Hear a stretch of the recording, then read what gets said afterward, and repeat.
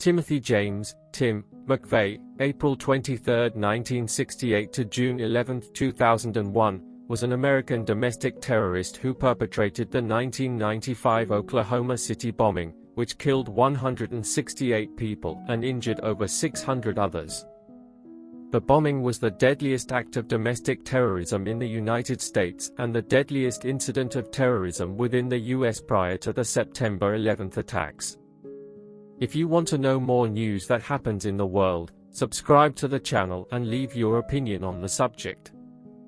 McVeigh, a Gulf War veteran, sought revenge against the federal government for its handling of the Waco siege, which had ended in the deaths of 76 people exactly 2 years earlier. He was convicted of 11 federal offenses and sentenced to death, and was executed by lethal injection on June 11, 2001. Terry Nichols was an accomplice of Tim McVeigh in the Oklahoma City bombing. He was convicted of conspiracy to use a weapon of mass destruction and 8 counts of involuntary manslaughter for his role in the bombing. He was sentenced to life in prison without the possibility of parole and is currently serving his sentence at the ADX Florence Supermax prison in Colorado. Nichols was arrested a few days after the bombing, when police found ammonium nitrate, key ingredient in the bomb, in his storage locker.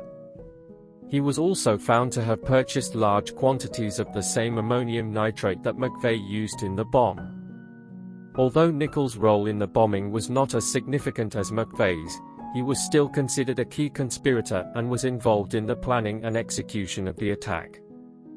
In 1997, Nichols was convicted of conspiracy to use a weapon of mass destruction and 8 counts of involuntary manslaughter for his role in the bombing.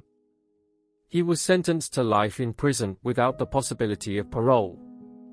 In 2004, he was convicted in an Oklahoma state court of 161 counts of first-degree murder, and was sentenced to 161 consecutive life terms without the possibility of parole.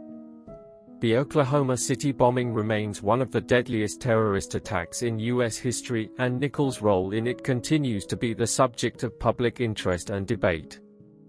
After the Oklahoma City bombing, Terry Nichols was arrested and charged with federal crimes related to the bombing, including conspiracy to use a weapon of mass destruction and involuntary manslaughter.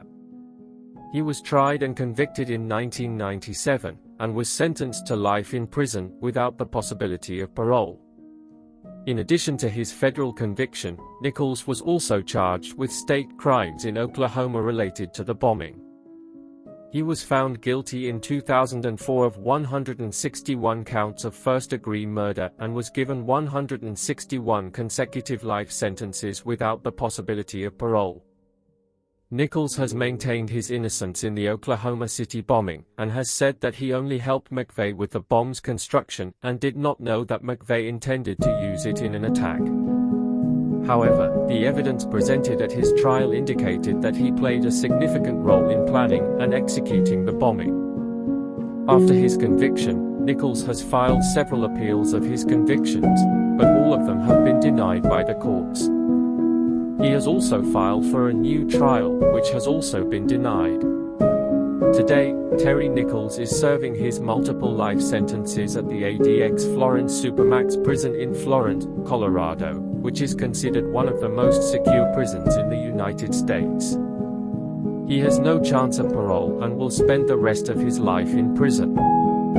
Talk about cases of racism and death.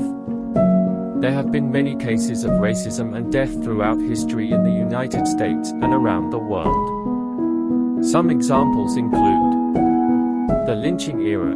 Between the late 19th century and the mid-20th century, thousands of African Americans were lynched in the United States, primarily in the South. These lynchings were often carried out by white mobs and were motivated by racism and a desire to maintain white supremacy. The Tulsa Race Massacre. In 1921, a white mob attacked the Greenwood district of Tulsa, Oklahoma, a prosperous African American community known as Black Wall Street.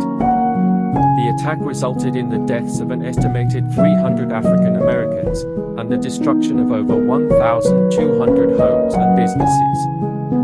The murder of Emmett Till. In 1955, 14-year-old Emmett Till, an African-American boy, was brutally murdered in Mississippi after being accused of whistling at a white woman. His death, and the acquittal of his killers, helped to spark the civil rights movement.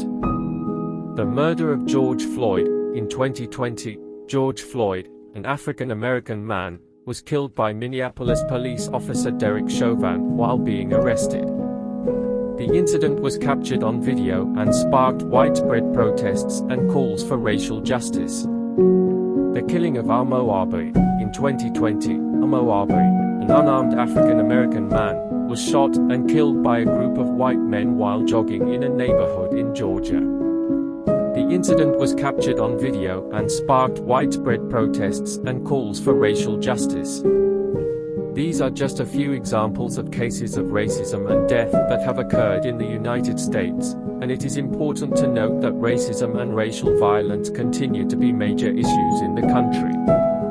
Racism and death have been unfortunately intertwined throughout history. These cases serve as a reminder of the deep-seated racial divisions that continue to exist in our society and the devastating impact that racism can have on individuals and communities. It is important to continue the conversation about these issues and strive for a more just and equitable society. I encourage everyone to educate themselves on these topics, and to speak out against racism and discrimination whenever and wherever it occurs. I also invite you to leave your comments and thoughts on this topic, as it is important to have different perspectives and ideas. By continuing to address these issues, we can work towards creating a better future for all.